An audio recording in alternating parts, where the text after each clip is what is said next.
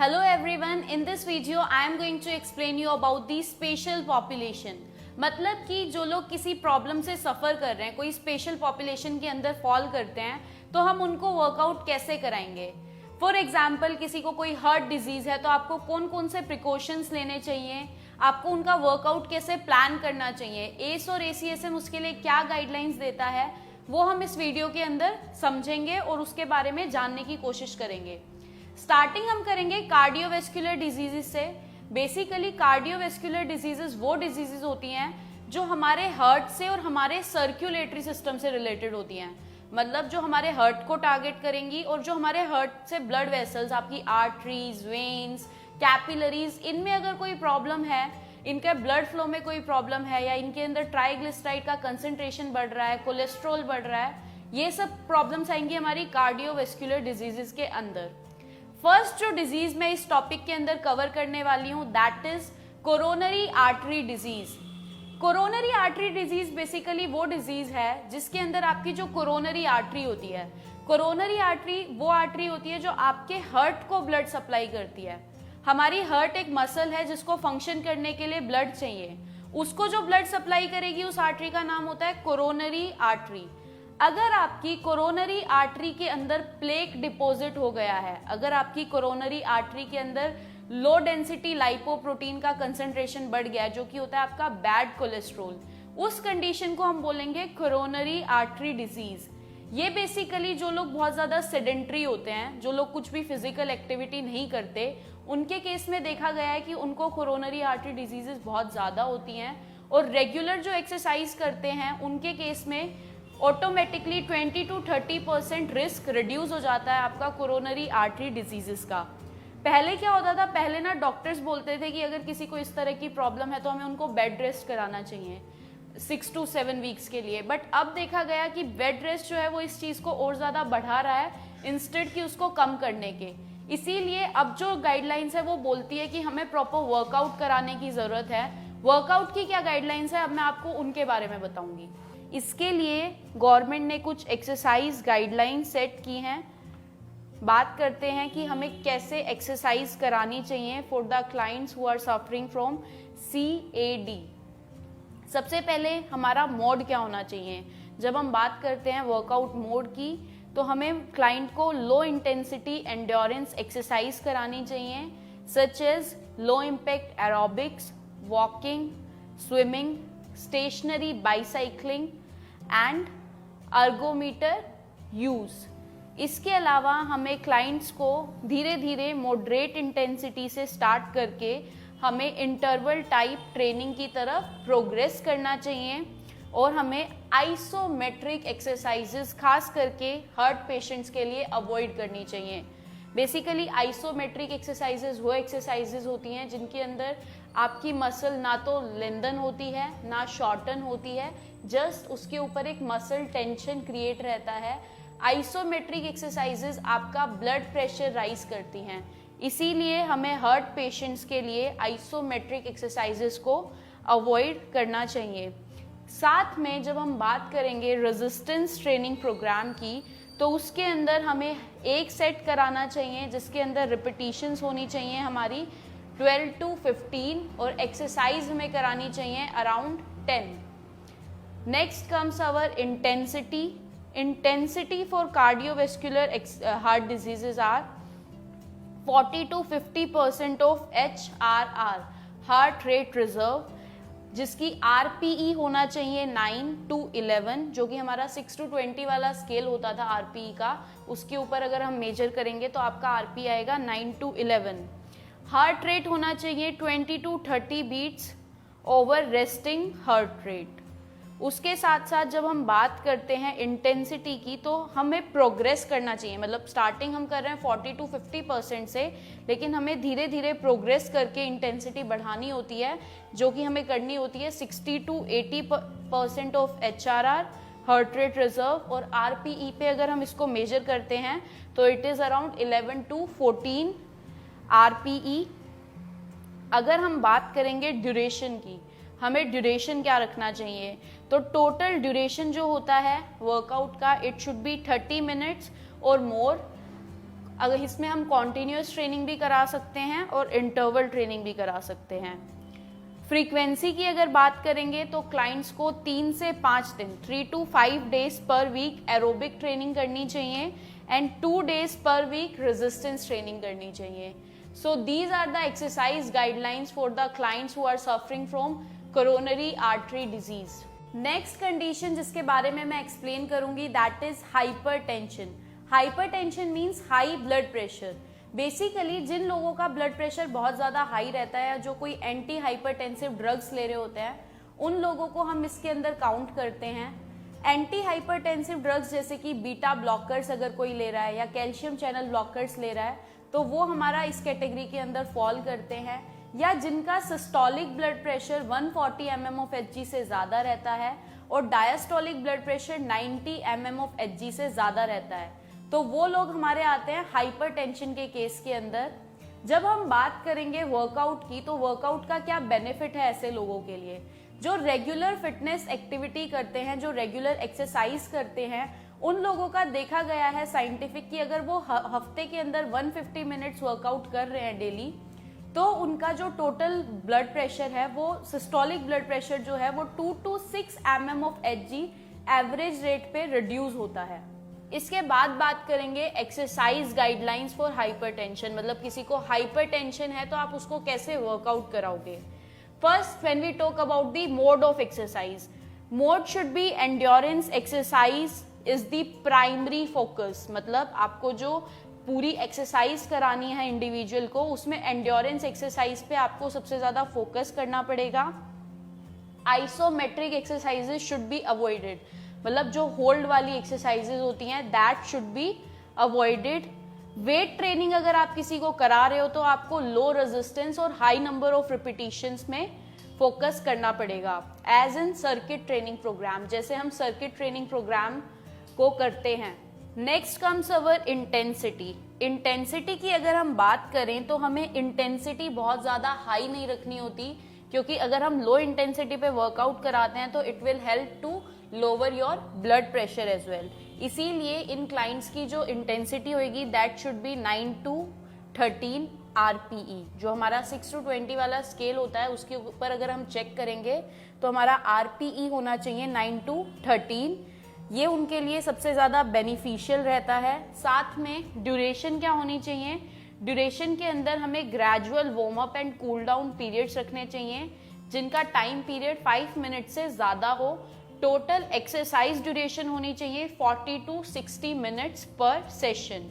Frequency की अगर मैं बात करूं तो इनके लिए 4 to 7 days per week of exercise will be very helpful. Next comes our stroke. Stroke basically एक ऐसी कंडीशन है जिसके कारण हमारा जो ब्रेन है वो काम करना बंद कर देता है। स्ट्रोक जो है वो बहुत सारा मतलब बहुत मेजर रीजन है आज के टाइम में डेथ्स का।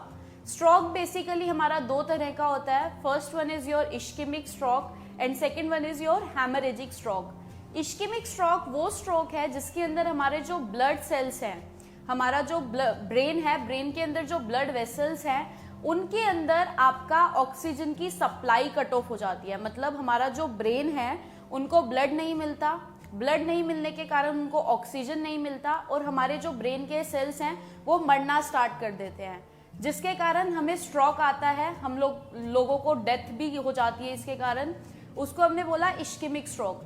सेकेंड वन कंडीशन जो है दैट इज हेमरेजिक स्ट्रोक।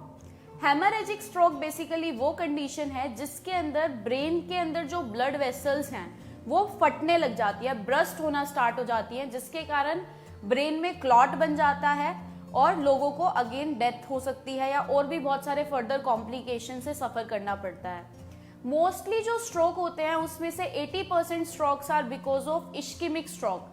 मतलब जो टोटल 100% स्ट्रोक किसी को होते हैं उसमें से 80% हमारे इश्केमिक स्ट्रोक्स होते हैं जिसमें आपके ब्लड सेल्स के पास सप्लाई कट ऑफ हो जाती है।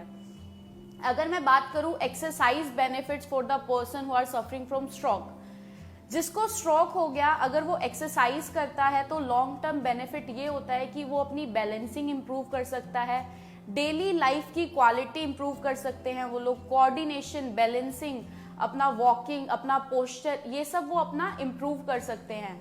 पैरालाइसिस हो जाता है लोगों को, तो अगर वो एक्सरसाइज और रिहैबिलिटेशन करते हैं तो वो वापस से अपना नॉर्मल लाइफ जीना स्टार्ट कर सकते हैं। Next comes our exercise guidelines for recovering from stroke. मतलब अगर कोई पर्सन स्ट्रोक से सफ़र कर रहा है तो उसके लिए एक्सरसाइज गाइडलाइंस क्या होनी चाहिए। सबसे पहले हमें उसकी जो एक्सरसाइज, उसका जो मोड होना चाहिए वो इस तरह का रखना चाहिए जो पर्सन के लिए सूटेबल हो। फॉर एग्जाम्पल, हमें उसकी डेली लाइफ में वो जो मूवमेंट्स करता है, वॉक कर रहा है, बैलेंसिंग है, इन सब पे वर्क करना चाहिए ताकि वो अपनी जो लाइफ है उसको वापस से अच्छे से जीना स्टार्ट कर सके। हमें उसकी एक्सरसाइज के अंदर वॉकिंग, साइकिलिंग, स्विमिंग और वाटर बेस्ड एक्सरसाइजेस को इंक्लूड करना चाहिए ताकि उसके लिम्स का फंक्शन वापस से होने लगे, मतलब उसके हैंड्स और लेग्स वगैरह वापस से अच्छे से मूव करना स्टार्ट कर पाएँ। इंटेंसिटी जो होनी चाहिए वो लाइट टू मॉडरेट होनी चाहिए depending on the clients condition और उसकी मेडिकल हिस्ट्री। मतलब उसका आपको देखना है प्रॉपर बैकग्राउंड की उसकी जो कंडीशन है वो कितना उससे रिकवर कर चुका है, उसके अकॉर्डिंग आपको उसकी इंटेंसिटी रखनी होती है। ड्यूरेशन की अगर मैं बात करूं, ड्यूरेशन में हमें क्लाइंट को शॉर्ट बाउट ऑफ एक्टिविटीज से स्टार्ट कराना चाहिए। 3 to 5 मिनट के बाउट्स रख के उनको ग्रेजुअली 30 मिनट्स तक लेके जाना चाहिए इस तरह से, और प्रॉपर रेस्ट पीरियड भी रखना ज़रूरी है ताकि क्लाइंट जो है उससे रिकवर कर पाए। फ्रीक्वेंसी होनी चाहिए, जो स्ट्रोक के पेशेंट्स होते हैं उनको 5 days पर वीक हमें एक्सरसाइज कराना होता है, और अगर हम 3 days भी करा रहे हैं तो हम उसको धीरे धीरे करके 5 तक प्रोग्रेस कर सकते हैं। Next comes our peripheral vascular disease. Basically peripheral vascular diseases वो प्रॉब्लम है जिसके अंदर हमारी पेरिफेरल आर्टरीज के अंदर कुछ प्रॉब्लम्स हो जाती हैं जिसके कारण हमारी जो लाइफ क्वालिटी है वो डिक्रीज हो जाती है। बेसिकली ये भी एक मोस्ट कंसर्न प्रॉब्लम है क्योंकि जो साइड इफेक्ट्स हैं पेरिफेरल वेस्कुलर डिजीजेस के वो कॉमन है हमारी कोरोनरी आर्टरी डिजीजेस वाले। हमें एथरोस्क्लेरोसिस हो सकता है, हाइपरलिपिडमिया हो सकता है, हाइपरटेंशन ये कोज कर सकता है। जब हम बात करते हैं पेरिफेरल वेस्कुलर डिजीजेस की तो ये 2 टाइप की होती हैं। First one is your peripheral artery occlusive diseases, जिसमें हमारी जो लोअर बॉडी के पास जो आर्टरीज जा रही होती हैं, मतलब जो हमारे लेग्स के अंदर आर्टरीज जाती हैं उनके अंदर ब्लड फ्लो रुक जाता है, उनके अंदर ब्लड फ्लो कम हो जाता है बिकॉज ऑफ एनी ब्लॉकेज या फिर एथरोस्क्लेरोसिस, जिसके अंदर हमारी आर्टरीज में प्लैक डिपॉजिट हो जाता है। Next is peripheral vascular occlusive diseases. Basically it is characterised by the pain in the muscles. हमारी जो लोअर बॉडी की मसल्स है उनमें पेन होता है due to lack of blood flow और इश्कीमिया, मतलब हमारी जो लोअर बॉडी है उसके अंदर ब्लड फ्लो अच्छे से नहीं होता या फिर जिसके कारण ऑक्सीजन नहीं मिलता है और इश्कीमिया वाली कंडीशन हो जाती है। आपको ऐसा फील होता है क्लॉडिकेशन जैसा, बेसिकली जैसा हमें क्रैम्प में जो पेन फील होता है उस तरह का पेन हमें इस कंडीशन में फील होता है। जब हम वर्कआउट करते हैं उस टाइम पे ये ज़्यादा होता है, लेकिन कुछ लोगों को ये रेस्टिंग पीरियड के अंदर भी ज़्यादा होने लग जाता है। अगर हम बात करें एक्सरसाइज के benefits for peripheral vascular diseases, तो एक्सरसाइज जो है वो बेसिकली फोकस करती है हमारा एंजाइम्स, माइटोकॉन्ड्रियल एंजाइम्स को इम्प्रूव करती है, हमारी बॉडी के जो ब्लड वेसल्स हैं उनको डायलेट करती है, ब्लड की विस्कोसिटी को अच्छा करती है, हमारे जो ग्लाइकोजेनेटिक एंजाइम्स होते हैं उनको इम्प्रूव करती है। Exercise guidelines for clients with peripheral diseases are, basically उनको जब हम वर्कआउट कराएंगे तो मोड के अंदर हमें रिस्क रिड्यूस करना है, इसीलिए हमें नॉन इम्पैक्ट एंड्योरेंस एक्सरसाइजेस करानी होती हैं such as swimming, cycling et cetera. आप ध्यान रखें कि जो वर्कआउट है उसमें longer duration and higher intensity exercises आप कराएं। पर्सनल ट्रेनर्स को रिकमेंड किया जाता है कि वो वेट बियरिंग एक्सरसाइजेस भी कराएं, जैसे कि वॉकिंग है, लेकिन उनकी ड्यूरेशन छोटी होए, शॉर्टर ड्यूरेशन होए और इंटेंसिटी शुड बी लोअर। और साथ साथ आपको फ्रीक्वेंट रेस्ट पीरियड्स रखने हैं ताकि वो लोग अच्छे से इम्प्रूव कर पाएँ अपनी, अगर वो वॉकिंग कर रहे हैं तो लॉन्ग टर्म में वो ज़्यादा लॉन्ग ड्यूरेशन तक वॉक कर पाएँ। इंटेंसिटी की अगर बात की जाए तो आपको एरोबिक एक्टिविटीज़ जो होती हैं वो लो टू मॉडरेट इंटेंसिटी करानी है, depending on the clients current status, उसकी हेल्थ पे ध्यान रखते हुए आपको ध्यान रखना है। साथ साथ जब आप उनको वेट बियरिंग एक्टिविटीज़ कराएंगे उनकी इंटेंसिटी मॉडरेट टू इंटेंस रहेगी according to the pain. Like अगर क्लाइंट को बहुत ज़्यादा पेन है तो आप बहुत इंटेंस वर्कआउट नहीं कराओगे। इससे क्या होगा कि उनकी फंक्शनल कैपेसिटी इंप्रूव होती है। ड्यूरेशन की अगर मैं बात करूं तो ड्यूरेशन को हमें थोड़ा, उसके अंदर हमें जो वार्म अप का और कूल डाउन का पीरियड रखना है वो थोड़ा लॉन्गर रखना है। आप 10 मिनट्स तक का warm up and cool down period रख सकते हैं सेपरेटली। साथ में जो वर्कआउट ड्यूरेशन होगी that should B 30 to 60 minutes, again जिससे कि उनको डिपेंड करेगा कि उनकी इनिशियल स्टेटस क्या है, उनकी हेल्थ कंडीशन क्या है। फ्रीक्वेंसी जो होनी चाहिए उसके लिए आपको डेली एक्सरसाइज, इनिशियली आपको डेली एक्सरसाइज करानी चाहिए। जैसे जैसे जो क्लाइंट है उसकी फंक्शनल कैपेसिटी इंप्रूव होएगी तो आप जो वर्कआउट है उसको 4 to 5 डेज पर वीक भी करा सकते हैं। Next condition is known as dyslipidaemia. Dyslipidaemia means disturbance in lipid profile, मतलब जो हमारी ब्लड प्रोफाइल है, लिपिड प्रोफाइल है, उसमें डिस्टर्बेंस हो जाना, जिसके अंदर हम बेसिकली हमारे 3 टाइप की चीज़ों को चेक करते हैं। हमारा ट्राइग्लिसराइड जो कि हमारा होता है स्टोर्ड फैट, जो बॉडी में स्टोर्ड रहता है एडिपोज टिश्यू के अंदर। अगर ट्राइग्लिसराइड जो है वो अबाउट 200 mg/dl है, मतलब ये कंडीशन हार्मफुल है, हमें इसको क्योर करने की ज़रूरत है। Next thing is known as are LDL, low density lipoprotein, या जिसे हम बैड कोलेस्ट्रॉल भी बोलते हैं। अगर हमारा जो बैड कोलेस्ट्रॉल होता है वो हमारे ब्लड के अंदर 130 mg/dl से ज़्यादा है तो that is also harmful for us. अगर मैं बात करूँ थर्ड टाइप के कोलेस्ट्रॉल की, that is HDL, high density lipoprotein, जिसको हम बोलते हैं गुड कोलेस्ट्रॉल। अगर ये हमारे ब्लड के अंदर 40 mg/dl से कम है, बिलो है, तो that will be very harmful for us. और अगर हम बात करें टोटल सीरम कोलेस्ट्रॉल की, तो हमारा जो टोटल सीरम कोलेस्ट्रॉल है वो 200 mg/dl से ज़्यादा नहीं होना चाहिए। अगर मैं बोलूँ कि हमें एक्सरसाइज करने से क्या बेनिफिट होता है, तो रेगुलर एक्सरसाइज जो है वो हमारा HDL को बढ़ा देती है, LDL को डिक्रीज कर देती है। साथ साथ हमें थोड़ा सा ध्यान रखना होता है कि हमें हमारी डाइट के अंदर बहुत ज़्यादा सैचुरेटेड एंड ट्रांस फैट का कंजम्पशन, सोडियम का कंजम्पशन नहीं करना होता। Sample exercise recommendations for clients with dyslipidaemia. अगर आपका क्लाइंट डिसलिपिडमिया से सफ़र कर रहा है तो आप उसको कैसे वर्कआउट कराएंगे। First we will talk about the mode जो होना चाहिए दैट शुड बी एरोबिक, मतलब in the presence of oxygen आपको वर्कआउट कराना है। आप करा सकते हैं उनको walking, swimming, jogging etcetera.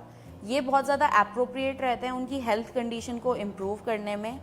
Resistance training आप कराएंगे उनको वीक में 2 बार, like twice in a week, जिसके अंदर आपको इंटेंसिटी रखनी है light to moderate intensity. Weight आप बहुत ज़्यादा नहीं रखेंगे, वेट भी आपको लाइट टू मॉडरेट यूज़ करना है। रिपीटिशंस जो है उनका बहुत मेजर रोल होता है, तो आपको 10 to 12 रिपीटिशंस करानी है, उससे उनको एडिशनल हेल्थ बेनिफिट मिलेगा। इंटेंसिटी जो होएगी क्लाइंट जब शुरू करेगा, लाइक वर्कआउट जब वो स्टार्ट करेंगे उस टाइम पे intensity should be low to moderate. जैसे जैसे वो, मतलब आपको शुरुआत में उसकी इंटेंसिटी पे फोकस ना करके ड्यूरेशन पे ज़्यादा फोकस करना है। लो टू मॉडरेट आप कराओगे तो पॉसिबल है कि जो क्लाइंट है वो लॉन्ग टर्म तक सस्टेन कर पाए, तो इसीलिए आप लो टू मॉडरेट से स्टार्ट करके धीरे धीरे रिग्रेस इंटेंसिटी तक लेके जाएंगे उनको। साथ में अगर मैं बात करूँ ड्यूरेशन की, तो ड्यूरेशन जो है उसका जो मेन फोकस होना चाहिए वो होना चाहिए कि आपको हर हफ्ते में क्लाइंट को 150 से 200 मिनट्स वर्कआउट कराना है। फ्रीक्वेंसी जो होगी, frequency should be 5 days per week. It is an appropriate duration for these kinds of client, मतलब जिनको डिसलिपिडमिया की प्रॉब्लम है उनको अगर आप हफ्ते में 5 दिन करा रहे हैं वर्कआउट, सो ये बहुत ज़्यादा बेनिफिशियल रहेगा उनके लिए। Next condition is known as diabetes. Diabetes basically उस कंडीशन को कहते हैं जिसके अंदर हमारा जो ब्लड शुगर लेवल है वो बहुत ज़्यादा इंक्रीज हो जाता है। हमारा जो ब्लड के अंदर जो ग्लूकोज है वो एक नॉर्मल अमाउंट से ज़्यादा बढ़ जाती है। डायबिटीज बेसिकली 2 तरह की होती है। First is your type 1 diabetes and second one is your type 2 diabetes. Type 1 diabetes वो होती है जो हमारी जेनेटिकली होती है और हमारी बॉडी के अंदर बचपन से होती है। उसके अंदर बेसिकली हमारी बॉडी में जो सेल्स होते हैं बीटा पेनक्रियाटिक सेल्स पेनक्रियाज के, वो इंसुलिन नहीं बनाते, जिसके कारण हमारी बॉडी जो है वो ग्लूकोज को स्टोर नहीं कर पाती है। बेसिकली एक्सरसाइज का आपकी जो टाइप 1 डायबिटीज़ है उस पर बहुत ज़्यादा इफेक्टिव रोल नहीं है। Next condition is known as type 2 diabetes. Type 2 diabetes वो वाली डायबिटीज होती है जो हम हमारी ड्यूरिंग लाइफ साइकिल हमारी बॉडी उसको डेवलप करती है, या हमारा बहुत खराब लाइफस्टाइल होता है, हम बहुत ज्यादा स्ट्रेस लेते हैं, हम बहुत ज़्यादा मीठा खाते हैं, बहुत ज़्यादा हम जंक फूड का कंजम्पशन करते हैं, उनके कारण हम टाइप 2 डायबिटीज़ को अपनी लाइफ में एक्वायर कर लेते हैं। टाइप 2 डायबिटीज़ में हमारे जो पेनक्रियाज हैं वो या तो इंसुलिन कम बनाते हैं या बनाते ही नहीं हैं। तो जो लोग रेगुलर एक्सरसाइज करते हैं उनको अगर बेनिफिट क्या होता है कि उनको कार्डियोवेस्कुलर डिजीजेज नहीं होती हैं, हाइपरटेंशन नहीं होता है, डायबिटीज़ रिलेटेड जो प्रॉब्लम है, मतलब डायबिटिक फुट है, जो आपकी नर्व्स खराब होनी स्टार्ट हो जाती हैं, आईज में प्रॉब्लम, ब्लाइंडनेस की प्रॉब्लम स्टार्ट हो जाती है, आपकी किडनी में दिक्कत, रीनल प्रॉब्लम स्टार्ट हो जाती है, ये दिक्कतें नहीं होती। उसके अलावा हम अपना वेट मैनेज कर पाते हैं ताकि डायबिटीज जो है वो फर्दर हमारी बॉडी में ना बढ़े। डायबिटीज के जो क्लाइंट्स हैं उनको वर्कआउट कराते टाइम आपको कुछ चीज़ों का बहुत ध्यान रखना होता है, कुछ प्रिकॉशंस है जो आपको लेने ज़रूरी हैं। फॉर एग्जाम्पल, हमेशा अगर उनका जो ब्लड ग्लूकोज लेवल है, fasting blood glucose level about 250 mg पर DL से ज़्यादा है और जो उनका ब्लड ग्लूकोज लेवल है 300 mg पर DL से ज़्यादा है, मतलब इसके बीच में है, तो उस टाइम पे आपको उनको वर्कआउट नहीं कराना। उसके लिए बेटर क्या है, अगर उनका जो ग्लूकोज लेवल है वो 100 mg पर DL से कम है, उस ड्यूरेशन में भी आपको वर्कआउट नहीं कराना। मतलब अगर या तो ब्लड ग्लूकोज बहुत बढ़ा हुआ है या ब्लड ग्लूकोज बहुत कम है, तो दोनों ही कंडीशंस में आपको क्लाइंट को वर्कआउट नहीं कराना होता है। आपको हमेशा अपने क्लाइंट के गले में आइडेंटिटी कार्ड रखना होता है ताकि कोई भी पर्सन जो है वो उसका आइडेंटिटी कार्ड देख के पहचान पाए कि उनको डायबिटीज़ की प्रॉब्लम है। अगर कुछ भी प्रॉब्लम होता है तो वो आपको इन्फॉर्म कर पाएँ। जो भी नेसेसरी फूड है, कार्बोहाइड्रेट रिच स्नैक्स हैं, वो आपके पास हमेशा अवेलेबल होने चाहिए और आपको पता होना चाहिए कि कौन सी एक्सरसाइज का ग्लाइसेमिक इंडेक्स पे क्या इफेक्ट होने वाला है, ग्लाइसेमिक रिस्पॉन्स क्या होता है। तो इन चीज़ों का आपको ध्यान रखने की ज़रूरत है। आपको नॉर्मल अमाउंट में कार्बोहाइड्रेट एडिशनली खाना होता है। वैसे तो क्लाइंट जो होता है उसको नॉर्मल लेना होता है, बट जब वो वर्कआउट करने आए तो थोड़ा सा एक्स्ट्रा कार्ब्स लेने चाहिए ताकि उसको हाइपोग्लाइसीमिया ना हो। हाइपोग्लाइसीमिया वो कंडीशन है जिसके अंदर ब्लड ग्लूकोज लेवल बहुत ज़्यादा ड्रॉप हो जाता है। कार्बोहाइड्रेट बेस्ड फूड्स उसके पास ऑलवेज अवेलेबल होने चाहिए ड्यूरिंग दी वर्कआउट पीरियड। अगर जो पर्सन है वो इंजेक्शन यूज़ करता है इंसुलिन का, तो उसको कभी भी मेन मसल में नहीं यूज़ करना चाहिए। मतलब जो मसल वो वर्कआउट में यूज़ करने वाला है, प्राइमरी मसल, उसके अंदर उसे इंजेक्शन नहीं लगाना चाहिए। अगर मैं इसका और इजी एग्जांपल दूं कि in case I want to train my biceps today, मुझे अपना बाइसेप ट्रेन करना है, तो उस टाइम पे मेरे को इंजेक्शन बाइसेप मसल के आसपास नहीं लगाना। उससे क्या होगा कि हम जब वर्कआउट करेंगे तो सारा जो ग्लूकोज है वो वही मसल यूज़ कर लेगी और हमारी पूरी बॉडी को इंसुलिन नहीं मिल पाएगा। जब आपका इंसुलिन बहुत ज़्यादा हाई है, मतलब इंसुलिन पीक पे है, उस टाइम पे आपको क्लाइंट को वर्कआउट नहीं कराना होता। कोशिश कीजिए कि जो उनका डाइट का, मेडिकेशंस का पैटर्न है वो सही से फॉलो करें। जिस ड्यूरेशन पे वो डेली वर्कआउट करते हैं, लाइक अगर वो डेली शाम को वर्कआउट करते हैं तो उनको शाम को ही वर्कआउट करना चाहिए। हमेशा जो डायबिटीज़ के क्लाइंट्स होते हैं उनकी आपको प्रॉपर जो हाइजीन है उसका ध्यान रखने की ज़रूरत है।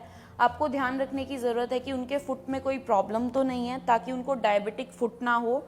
प्रॉपर वो फुटवेयर पहने, कॉटन सॉक्स का यूज़ करें, एथलेटिक शूज़ पहने और अपने जो अगर उनको कहीं पे पैर पे सोर्स, ब्लिस्टर्स वगैरह हैं तो उनको चेक करते रहें क्योंकि वो बढ़ के उनको डायबिटिक फुट बन सकता है। अगर क्लाइंट को पेन हो रहा है तो प्लीज़ डोंट इग्नोर दैट। उस टाइम पे आप वर्कआउट ना कराएं, उस वर्कआउट सेशन को वहीं पे डिसकंटिन्यू कर दें। Next comes your exercise guidelines for the client suffering from diabetes. मतलब जो लोग डायबिटीज़ से सफ़र कर रहे हैं उनको आप क्या एक्सरसाइज कराएंगे। सबसे पहले हम बात करेंगे मोड की। Appropriate exercises such as walking, swimming, cycling, recreational sports आप क्लाइंट की एज के अकॉर्डिंग उसको करा सकते हैं। साथ साथ आपको proper gradual warm up and cool down periods add करने की ज़रूरत है। आप ट्वाइस अ वीक वर्कआउट जो कराएं वो रेजिस्टेंस ट्रेनिंग प्रोग्राम रखें जिससे कि क्लाइंट को ज़्यादा बेनिफिट हो। बेसिकली जब आप ट्वाइस अ वीक उनको रेजिस्टेंस ट्रेनिंग करा रहे हैं तो उसके अंदर 8 to 10 एक्सरसाइजेज रखें। और 8 to 12 रिपीटिशंस रखें। इससे क्लाइंट को बहुत ज़्यादा बेनिफिट होगा। साथ साथ ध्यान रखिए कि क्लाइंट का आप before workout and post workout blood sugar भी मॉनिटर करें। इंटेंसिटी की अगर मैं बात करूं तो you should focus on moderate intensity workout. Client को हमेशा मॉडरेट इंटेंसिटी वर्कआउट कराइए। अगर क्लाइंट टाइप 1 डायबिटीज से सफ़र कर रहा है तो उसका RPE होना चाहिए, rate of perceived exertion should be 11 to 14। और अगर क्लाइंट टाइप 2 डायबिटीज से सफ़र कर रहा है तो उसका RPE आप लेके जा सकते हैं 11 to 16। ड्यूरेशन की अगर मैं बात करूं तो टाइप 1 डायबिटीज़ जिनको है उनको आप 30 मिनट्स वर्कआउट कराएंगे तो दैट विल बी बेनिफिशियल। और अगर जिनको टाइप 2 डायबिटीज़ है तो उनको आप 40 to 60 मिनट्स वर्कआउट करा सकते हैं।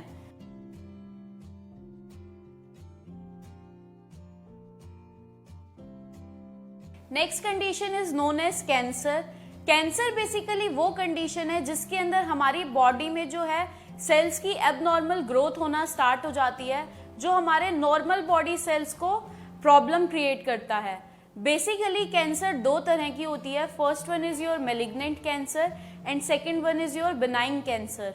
मेलिग्नेंट कैंसर वो कैंसर है जिसके अंदर जो सेल्स हैं वो ग्रो भी करते हैं और बॉडी के अंदर वो फैलते भी हैं, मतलब एक जगह से वो दूसरी जगह पे मूव करते हैं। उसके अंदर मेटास्टेसिस भी होता है और आपका सेल्स का मूवमेंट भी होता है। सेकेंड जो कैंसर होता है that is your benign cancer. Benign cancer वो कैंसर होता है जिसके अंदर आपका जो सेल्स हैं वो ग्रो करके एक ही जगह पे रहते हैं, वो बढ़ते नहीं है या फैलते नहीं है। अगर ब्रेन में हुआ है तो ब्रेन में रहेंगे या किसी भी पार्ट में होता है तो वो वहीं पे होता है। कैंसर जो आज के टाइम में है वो 100 से ज़्यादा टाइप्स ऑफ कैंसर्स हमारे साइंस ने निकाले हैं जो लोगों को होती हैं। बेसिकली जो लोग एक्सरसाइज करते हैं उनके चांसेस रिड्यूस हो जाते हैं बहुत तरह की कैंसर्स होने के। फॉर एग्जांपल ब्रेस्ट कैंसर उनको नहीं होता, उनको कोलोन कैंसर नहीं होता है, प्रोस्टेट ग्लैंड का कैंसर नहीं होता है। तो ये कुछ कैंसर्स हैं जो आपके रेगुलर एक्सरसाइज से आप चांसेस है कि आपकी बॉडी में नहीं होंगे लॉन्ग टर्म में। उसके अलावा मैं अगर बात करूं अदर बेनिफिट्स की, तो जो हमारा कैंसर के पेशेंट्स होते हैं उनका कैंसर का जो ट्रीटमेंट होता है उसके बाद अगर वो रेगुलर एक्सरसाइज करते हैं तो वो अपना बैलेंस, कोऑर्डिनेशन, डेली लाइफ की एक्टिविटीज को वापस से कर पाते हैं और एक क्वालिटी लाइफ जी पाते हैं। जब हम कैंसर के पेशेंट्स को वर्कआउट कराते हैं उस टाइम पे हमें अगेन कुछ प्रिकॉशंस को ध्यान में रखना होता है। फॉर एग्जांपल जब भी आप कैंसर के पेशेंट को वर्कआउट कराएं तो अगर उनको अनीमिया है तो उस ड्यूरेशन पे आप उनके फिजिशियन की क्लियरेंस के बिना उनको वर्कआउट ना कराएं। अनीमिया इज द कंडीशन जिसके अंदर किसी के अंदर blood cells, red blood cells की डेफिशिएंसी हो जाती है, इसीलिए कहीं ना कहीं उनको ब्रीदिंग में प्रॉब्लम होएगी क्योंकि उनकी body enough amount of oxygen जो है वो नहीं टेक कर पाएगी।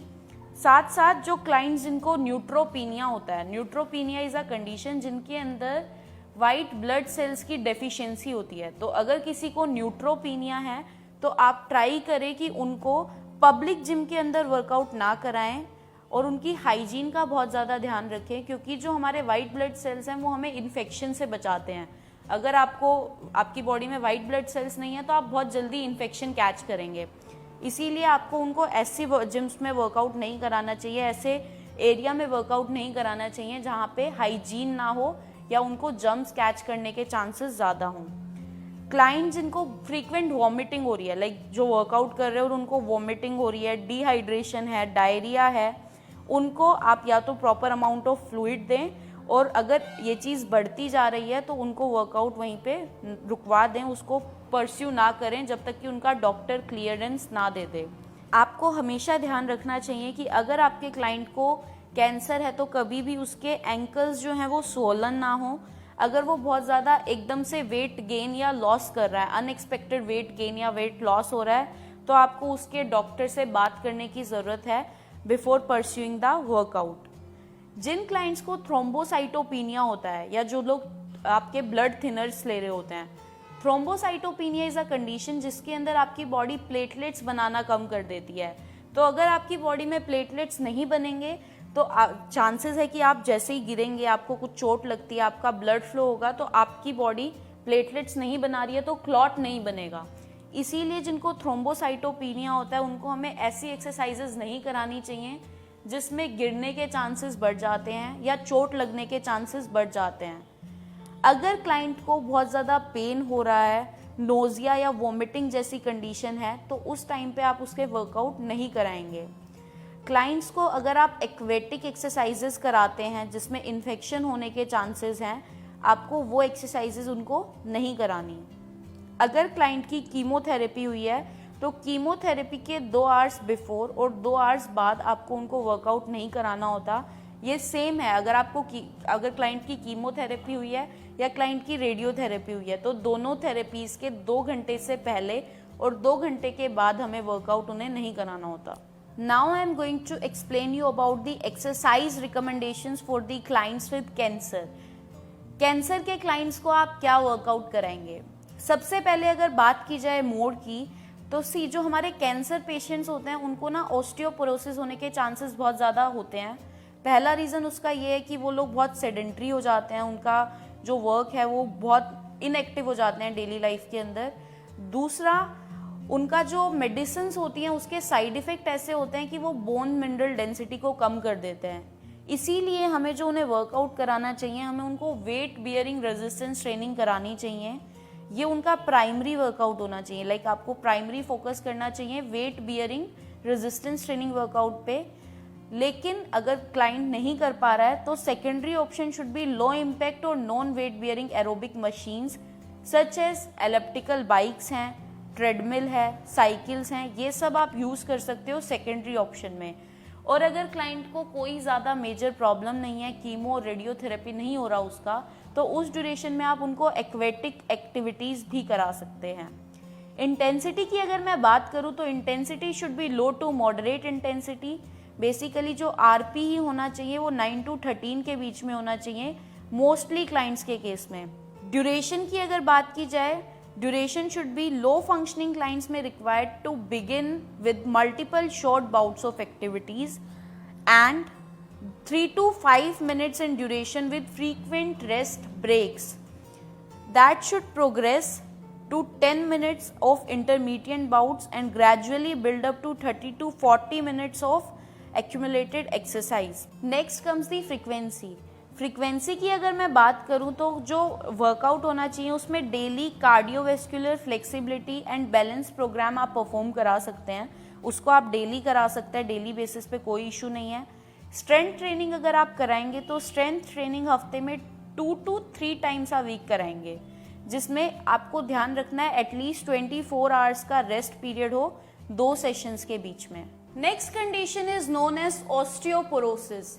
ऑस्टियोपोरोसिस बेसिकली वो कंडीशन है जिसके अंदर हमारी जो बोन मिनरल डेंसिटी है वो कम हो जाती है। मतलब जो आपकी बोन है उसके अंदर जो मिनरल्स डिपॉजिट हैं वो कम होने लग जाते हैं, जिससे आपकी बोन जो है वो पोरस हो जाती है और बहुत ज़्यादा वीक हो जाती है। बेसिकली उस ड्यूरेशन में आपकी जो बोन मिनरल डेंसिटी है वो 2.5 SD चली जाती है। जो ऑस्टियोपोरोसिस वाली कंडीशन है वो मोस्टली फीमेल्स के केस में देखी गई है। मेल्स में ज़्यादा नहीं होती, फीमेल्स में ज़्यादा होती है क्योंकि उनकी बॉडी में कैल्शियम की डेफिशिएंसी होती है। साथ साथ अगर मैं बात करूं प्रॉब्लम्स की, तो जिन लोगों को ऑस्टियोपोरोसिस होता है उनको बहुत ज़्यादा चांसेस होते हैं फ्रैक्चर होने के। आपका जो रिस्ट होता है उसमें फ्रैक्चर हो जाता है, आपके फेमर में जो फेमर का जो पोस्टीरियर पार्ट है, जो मतलब आपका हिप जिसको हम बोलेंगे प्रॉक्सिमल फेमर हिप रीजन, उसके अंदर आपको फ्रैक्चर हो सकता है। आपकी स्पाइन में फ्रैक्चर होने के बहुत ज़्यादा चांसेस बढ़ जाते हैं। तो ये कुछ ऐसी साइट्स हैं जिन पे आपका फ्रैक्चर होता है। मोस्टली 90% लोगों को गिरने के बाद जो फ्रैक्चर होता है वो हिप फ्रैक्चर होता है। तो ये दिक्कतें होती है ऑस्टियोपोरोसिस से। लेकिन अगर आप रेगुलर एक्सरसाइज करते हो तो हमारी जो बोन मिनरल डेंसिटी है वो इंक्रीज होने लग जाती है। हमारा जो बोन है वो ज़्यादा कैल्शियम स्टोर करने लग जाता है। अगर मैं बात करूं बेनिफिट्स की, एक्सरसाइज करने से बेसिकली जिन लोगों को ऑस्टियोपोरोसिस होता है उनकी बोन मिनरल डेंसिटी इंक्रीज होती है। जो उनकी बोन कैल्शियम स्टोर नहीं कर पा रही थी वो वापस से स्टोर करने लग जाती है।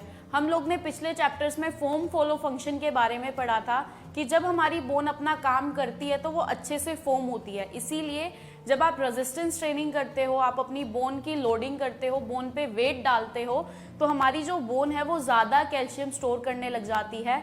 ये बेनिफिट है एक्सरसाइज का to prevent osteoporosis. Precautions that should be taken before training and client suffering from osteoporosis। मतलब जिस क्लाइंट को ऑस्टियोपोरोसिस है उसको वर्कआउट कराने से पहले आपको किन किन चीज़ों का ध्यान रखना ज़रूरी है। आप कभी भी उनको स्पाइनल फ्लेक्शन ना कराएं, crunches and rowing machine avoid करें। इससे क्या होता है कि ये बेसिकली इस तरह के मूवमेंट्स हैं जिसके अंदर उनको जो स्पाइन है, स्पाइनल इंजरी होने के चांसेस बढ़ जाते हैं। ऑलरेडी उनकी बोन्स बहुत ज़्यादा वीक होती हैं, जिससे इन वर्कआउट्स के ड्यूरेशन में उनको फ्रैक्चर होने के चांसेस इंक्रीज हो जाते हैं। Jumping and high impact aerobics कभी भी आपको वर्कआउट में नहीं कराने होते, क्योंकि अगर वो कूद रहे हैं या हाई इम्पैक्ट वर्कआउट कर रहे हैं तो चांसेस है कि वो गिरेंगे और गिरने के बाद उनको चोट लगेगी, जिससे कि उनको फ्रैक्चर हो सकता है। साथ साथ आपको स्टेप अप नहीं कराना होता, लाइक जो स्टेपर एक्सरसाइजेज होती हैं वो हमें नहीं करानी होती। Again reason is the same. कभी भी एडक्शन और एबडक्शन नहीं कराना होता लेग्स का रेजिस्टेंस बैंड के साथ। मतलब हमारा जो एडक्शन मूवमेंट है और एबडक्शन मूवमेंट है वो हमें अवॉइड करना चाहिए with the help of resistance band. कभी भी अपना जो नेक है उसको पीछे की तरफ नहीं बेंड करना होता हेड से बहुत ज्यादा with the help of hands. ये भी चांसेस होता है कि आपको सर्वाइकल बोन के अंदर कुछ प्रॉब्लम हो जाए। Sample exercise recommendations for client with osteoporosis. First I am going to tell you about the mode क्या होना चाहिए क्लाइंट्स को वर्कआउट कराने का। जिनको ओस्टियोपोरोसिस है उनको आपको ट्राई करना है कि वेट बेयरिंग एक्सरसाइजेज आप कराएं। For example walking is there. Group fitness activities आप करा सकते हैं, जो ग्रुप के अंदर हम फिटनेस क्लासेस कंडक्ट करते हैं उसमें वो लोग परफॉर्म कर सकते हैं। रेजिस्टेंस ट्रेनिंग आप करा सकते हो depending on the clients physical status. अगर आप उनको वॉकिंग करा रहे हैं तो साथ साथ आप उनको रेजिस्टेंस ट्रेनिंग कराइए, जिसके अंदर इंटेंसिटी शुड बी 8 RM, मतलब 8 रिपीटिशन मैक्स आप उनको करा सकते हैं स्ट्रेंथ ट्रेनिंग के अंदर। साथ साथ स्ट्रेंथ ट्रेनिंग वर्कआउट के साथ साथ अगर आप उनको कार्डियोवेस्कुलर एरोबिक एक्सरसाइजेस कराते हैं that will be very helpful for them. साथ साथ आप ध्यान रखिए कि आप उनको बैलेंसिंग की एंड कोऑर्डिनेशन की एक्टिविटीज भी ज़्यादा कराएं, जिससे कि उनके गिरने के चांसेस रिड्यूस हो जाएं और उनको फ्रैक्चर ना हो। इंटेंसिटी की अगर मैं बात करूं तो हमें वेट बियरिंग एक्टिविटीज़ जो हैं वो हमेशा हाई इंटेंसिटी पे परफॉर्म करानी चाहिए, जिससे कि क्या होगा वो स्ट्रेन डालेंगे हमारी मसल्स के ऊपर और हमारी बोन्स के ऊपर, और बोन स्टिमुलेशन इंक्रीज होएगा, बोन ज़्यादा अच्छे से अडेप्ट कर पाएगी। कार्डियोवेस्कुलर एक्सरसाइज गाइडलाइंस आप नॉर्मल जो हम एक हेल्दी एडल्ट के लिए, बच्चे के लिए फॉलो करते हैं हम वो फॉलो कर सकते हैं, बट ध्यान रखिएगा you should basically avoid jarring activities, मतलब जिसके अंदर बहुत ज़्यादा झटके लगते हैं उस तरह की एक्टिविटीज़ आपको अवॉइड करनी होती है ताकि उनको फ्रैक्चर ना हो। आपको जो स्ट्रेंथ ट्रेनिंग करानी है उसके अंदर आप 8 रिपीटिशन मैक्स तक लेके जा सकते हैं। ड्यूरेशन की अगर मैं बात करूं तो अगर हम ऑस्टियोपोरोसिस को प्रिवेंट करना चाहते हैं तो हमें जो वर्कआउट होता है उसको ड्यूरेशन जो होती है उसकी 5 to 10 मिनट्स रखनी होती है depending on the type of activity chosen. Cardiovascular exercise जो होगी क्लाइंट्स को वो आप अगेन जो आपके नॉर्मल हम एज के अकॉर्डिंग उनको करा सकते हैं। फ्रीक्वेंसी की अगर मैं बात करूं तो हमें मल्टीपल बाउट्स उनको कराने चाहिए बोन लोडिंग एक्सरसाइजेस के, इंस्टेड कि आप उनको एक सिंगल लॉन्ग ड्यूरेशन वर्कआउट करा रहे हैं। उससे बेटर क्या है कि आप उनके बाउट्स ऐड करें और प्रॉपर रेस्ट पीरियड बीच में रखें। साथ साथ अगर कार्डियोवेस्कुलर एक्सरसाइज है, कार्डियोवेस्कुलर एक्सरसाइज के लिए आप अगेन नॉर्मल जो उनकी एज है एज के अकॉर्डिंग गाइडलाइंस फॉलो कर सकते हैं, बट फोकस कहाँ पे करना है कि आप उनको बहुत ज़्यादा हाई इम्पैक्ट स्पोर्ट्स नहीं करा रहे, रनिंग जंपिंग वगैरह नहीं कराएंगे। Next condition is known as arthritis. Basically more than 100 diseases are there जिनको हम अर्थराइटिस के नाम से जानते हैं, बट मेन अर्थराइटिस जो होता है that is the inflammation of joints, मतलब हमारे जो जॉइंट्स हैं उनमें इन्फ्लामेशन होने के कारण पेन होना। अर्थराइटिस की मेजर 2 कैटेगरीज हैं जो मोस्टली लोग उससे सफर कर रहे हैं। एक है आपका osteoarthritis and second one is your rheumatoid arthritis. Osteoarthritis basically तब होता है जब आप बहुत ज़्यादा अपनी मसल्स का, बोन्स का ओवर यूज करते हैं, जिसके कारण ट्रोमा होने लग जाता है आपकी बोन्स में। इंजरी हो जाती है या आप बहुत ओबीज हो, उसके कारण आपको ऑस्टियोआर्थराइटिस हो सकता है। ऑस्टियोआर्थराइटिस में जो हमारे जॉइंट्स के बीच में कार्टिलेज होता है वो डिजेनरेट होना स्टार्ट हो जाता है, जिसके कारण लोगों को पेन फील होता है, डेली लाइफ की मूवमेंट्स करने में दिक्कत आती है। When we talk about rheumatoid arthritis, तो rheumatoid arthritis जो होता है उसके अंदर हमारे जो joints हैं वो बहुत ज़्यादा stiff हो जाते हैं, burning sensation feel होता है उनके अंदर और पेन फील होता है। अगेन उन लोगों को भी बहुत ज़्यादा प्रॉब्लम आती है डेली लाइफ की मूवमेंट्स को परफॉर्म करने में। अर्थराइटिस जो है वो मोस्टली वुमेन्स को होता है रेदर देन मेल्स। ये आज के टाइम में कॉमन फाइंडिंग है और बहुत सारे लोग इस बीमारी से सफ़र कर रहे हैं। ओल्ड एज में ये ज़्यादा चांसेस हैं कि लोगों को अर्थराइटिस डेवलप होता है। बेसिकली अगर मैं बात करूँ हेल्थ बेनिफिट्स की, तो अगर आप एक्सरसाइज करते हो तो उससे क्या हेल्थ बेनिफिट्स होते हैं अर्थराइटिस के अंदर। जनरली जिन लोगों को अर्थराइटिस होता है वो लोग खाली बैठना पसंद करते हैं टू अवॉइड दी पेन, जिसके कारण क्या होता है लॉन्ग टर्म के अंदर उनकी muscular strength and muscular endurance कम होती चली जाती है और जब भी वो कुछ मूवमेंट करेंगे, वॉक करेंगे या डेली लाइफ का काम भी करेंगे तो उनको पेन होना स्टार्ट हो जाता है क्योंकि उनकी हेल्थ डिक्रीज हो रही है।